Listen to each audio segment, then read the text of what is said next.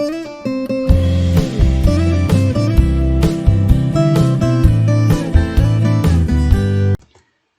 pessoal, dando prosseguimento então ao projeto elétrico de um painel industrial, hoje vamos estar falando de alguns outros componentes que são importantes numa montagem de um painel. Entre eles, vamos destacar as canaletas. O que vem a ser as canaletas? Então, elas são fabricadas num PVC rígido, autoextinguível, ou seja, não propaga chama, e o material tem que ser resistente. É utilizado para condução e direcionamento dos condutores dentro dos painéis elétricos, ou seja, não deixar os fios todos soltos lá dentro, né? Dentro de canaletas vão dar um aspecto profissional. Normalmente, elas podem ser cortadas utilizando uma serra de arco e elas são fixadas através de rebites tipo pop ou com furações e fixação por parafusos no painel.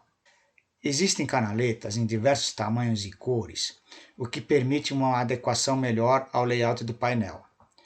Na tabela a seguir, vamos mostrar alguns modelos mais usuais, com a quantidade de condutores recomendada pela norma. Então, se a gente observar essa tabela, aqui nós temos as larguras padrões de canaletas. Então, nós temos canaletas de 30 por 30, isso em milímetros, né? 30 por 55, 55 por 55 e 80 por 55. Aí aqui a gente vai ter a bitola do cabo, no caso 1,5, 2,5, 4 ou 6, e a quantidade de cabos que são possíveis colocar dentro da canaleta. Neste caso, por exemplo, se a gente tiver só cabo de 2,5 e estiver utilizando uma canaleta 30 por 30, nós podemos colocar até 15 cabos dentro desta canaleta. Para situações quando a gente trabalhar com bitolas diferentes dentro da mesma canaleta, aí a gente deve multiplicar o número de condutores pelo seu coeficiente. Isso nós vamos ver numa tabela no próximo slide e descobrir como é que a gente faz essa conta para saber quantos cabos devemos colocar e qual canaleta utilizar. Observando essa tabela, ela nos traz aqui as larguras padrões de canaletas em milímetros. Então, nós temos canaleta de 30 por 30, 30 por 55, 55 por 55 e 80 por 55. E aqui são as bitolas dos cabos em milímetros quadrados. Então, nós temos cabos de 1,5, 2,5, 4 e 6 milímetros quadrados. Se a gente estiver trabalhando apenas com um tipo de cabo, uma bitola só, por exemplo, 2,5, se a gente estiver usando uma canaleta de 30 por 30, nós podemos colocar no máximo 15 cabos dentro desta canaleta. Em situações que é o mais comum, quando a gente estiver trabalhando com mistura de várias bitolas, como é que a gente calcula qual é o tipo de canaleta que a gente pode estar usando? Então, no próximo slide, vai existir um número multiplicador aí para a gente fazer essa conta, tá? Muito bem, se a gente olhar então agora para esta nova tabela, observe que nós temos aqui as nossas canaletas, aqui as bitolas dos cabos, e aqui na última coluna nós temos o que a gente chama de RI. Muito bem. Como é que vai funcionar isso aqui? Isso aqui é para quando a gente trabalhar com cabos de bitolas diferentes dentro da mesma canaleta. Então, como é que vai funcionar isso?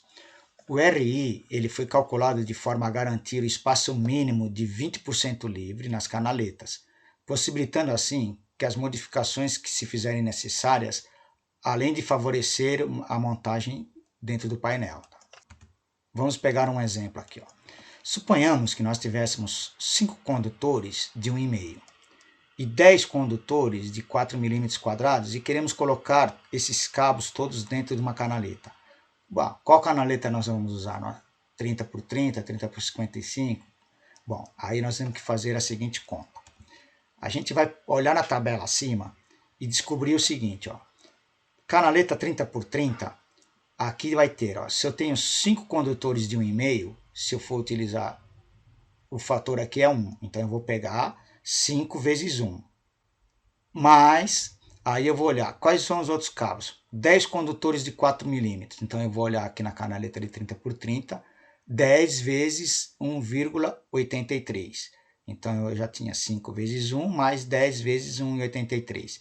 Aí eu cheguei num número de 23,3. O que significa isso? Aí eu vou comparar com o RI aqui recomendado. O RI máximo é 22. Se eu obtive um de 23,3, ele é maior do que 22. Então, não é possível. A gente deve utilizar sempre um valor abaixo do RI, que é o valor recomendado para a tabela. Então, vamos voltar e vamos pegar a próxima canaleta, de 30 por 55. Aí, se a gente refazer as contas, então nessa tabela agora, bitola de 1,5, o fator é o mesmo. Então, a gente vai pegar 5 vezes 1. Aí, bitola de 4 milímetros, nós temos 10 condutores de 4 milímetros. Agora, com esta canaleta, o fator é 1,8. Então, a gente vai pegar 10 vezes 1,8. E aí, fazendo esta conta, 5 vezes 1 mais 10 vezes 1,8, chegamos a um número de 23. E aí, nós comparamos com 45, é menor. Significa que essa canaleta ela pode ser utilizada, que ela está ainda com folga, né?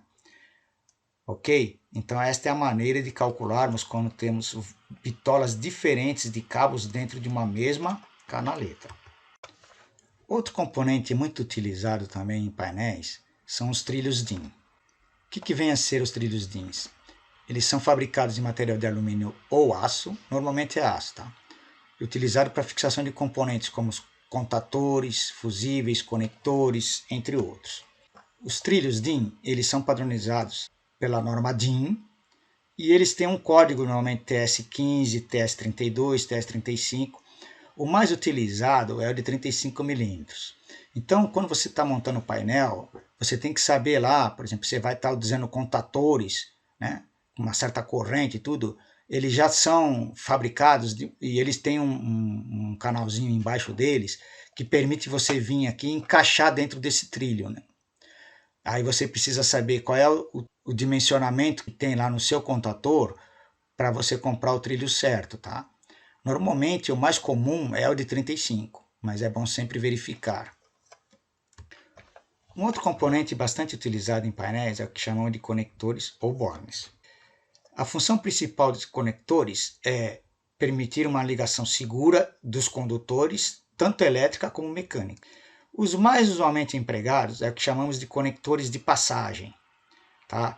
Ele é muito comum, utilizado em ferrovias, controle de energia, equipamentos, máquinas, né? É conhecido como conectores de passagem. Então ele é utilizado às vezes para fazer uma união entre um painel e a máquina, facilitando a instalação, né? Ele também é conhecido como régua de bornes, e a sua instalação ela deve ficar próxima do ponto de entrada e saída dos condutores do painel.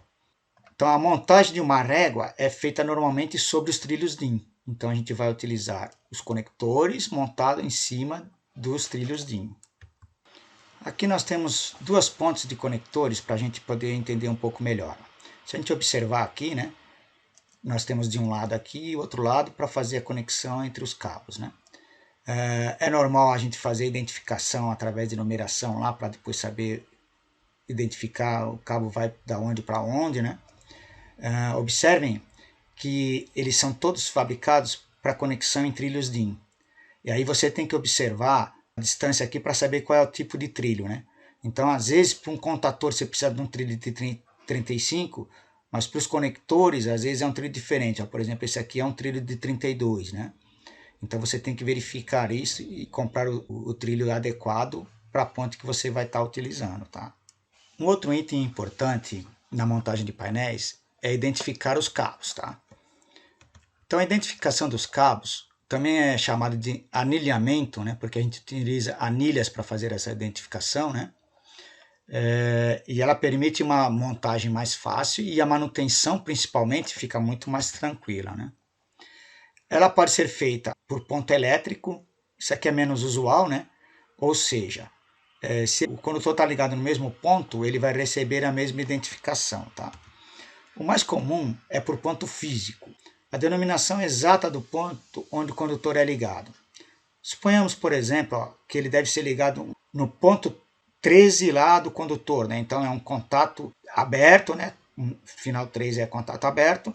Um contato aberto do contator K1 denominado 13. Então eu posso colocar na anilha lá, ó, K1 13, né? Então eu sei que os dois primeiros números é o contator onde vai estar ligado e aqui é a identificação do contato lá onde ele vai estar ligado, né? Aqui nós temos vários tipos de anilhas, né? Observem que as anilhas, a gente tem anilhas com números e anilhas com letras. né, o que facilita a identificação, né?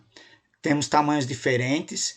Observe que essas anilhas, elas não, você tem que encaixar dentro do cabo, né? Você não consegue engatar ela com o cabo já fixado, né? Tem duas coisas, né? Existem anilhas que você consegue vir encaixar, o cabo está montado e você vai encaixando. Só que qual é o problema disso? Se alguém for lá e arrancar, você perdeu a identificação, né? Então o fato de você às vezes ter que encaixar dentro do cabo, aí o cabo fixo, o cara não consegue soltar a anilha, né? Isso é mais usual, tá? Normalmente, então é usado uma anilha fechada que você coloca lá no cabo, né? Por exemplo, como a gente viu anteriormente, suponhamos que a gente quisesse colocar K1 e no ponto 13 lá, né? Então a gente vai pegar uma letra K, aí pega o número 1, depois coloca o número 13 do lado, aí ficaria K1, 13. Então a gente sabe que vai lá no contator 1, no contato 13 desse contator aí, né? Ok? Outro item importante para a fixação dos cabos são o que chamamos de terminais. Então os terminais eles são utilizados para garantir uma maior condutibilidade elétrica entre o condutor e os componentes que estão sendo interligados, e uma boa rigidez mecânica. Deve ser sempre observada qual é a bitola do condutor e com isso efetuar a escolha adequada do terminal para que a conexão seja bem feita, né? Os terminais usuais em quadros elétricos são três: tipo forquilha, tipo olhal e o tipo pino. O pino ele pode ser tubular ou em formato de ilhós. E cada qual deve ser utilizado de acordo com o tipo do componente a ser usado, né? Então aqui nós temos o olhal, ele é fixado aqui, você encaixou o parafuso, você não consegue soltar, né? Tipo forquilha. E o tipo pino, que quando você vem, o parafuso espreme aqui o pino para dar o contato também, tá? Então são os três tipos que podem ser utilizados. Bom, aqui existem padronizações de painéis, né? Então vamos mostrar algumas coisas, né? Então os painéis eles podem ser estruturas metálicas ou plásticas. E dentro dos painéis vão ser montados circuitos elétricos. Os painéis eles vão ser, na padronização, da altura, largura e profundidade. Esse é o comum, né? Então os painéis vão ser identificados por essas características. Então a gente também pode classificar os painéis em painéis, caixas e mesas de comando. Então às vezes eles recebem denominação diferente em função de tamanho e aplicação, tá? Dimensional de caixas, por exemplo, um padrão da Verg aqui, né? Então vai ter lá, está utilizando caixas, né, que eles também são conhecidos como armários. Eu vou ter com uma altura de 40, uma largura de 30 centímetros, né, uma profundidade de 22,5, né. Esses aqui são os que a gente vai estar usando mais, né, tamanhos menores, né. Então, às vezes eu posso pegar aqui, ó, tem um código aqui, tá, esse aqui qual é? Esse aqui tem 60 centímetros de altura, tem uma largura de meio metro e tem uma profundidade de 32,5 centímetros, tá? Então você vai escolher o painel em função da quantidade de componentes que você vai ter que pôr lá dentro, né? Tá ok? Bom, na videoaula de hoje nós vimos alguns componentes que devem constar nos painéis para que ele tenha um aspecto profissional, né? Então nós vimos lá as canaletas, os trilhos DINs, os conectores, as anilhas, os terminais. Também vimos algumas padronizações de tamanho de painéis. Tudo isso é importante para que o painel tenha realmente uma boa montagem. Na próxima videoaula nós vamos estar vendo os componentes que vão estar visíveis aos usuários, que são as botoeiras e os sinalizadores. Espero vê-los logo. Até mais!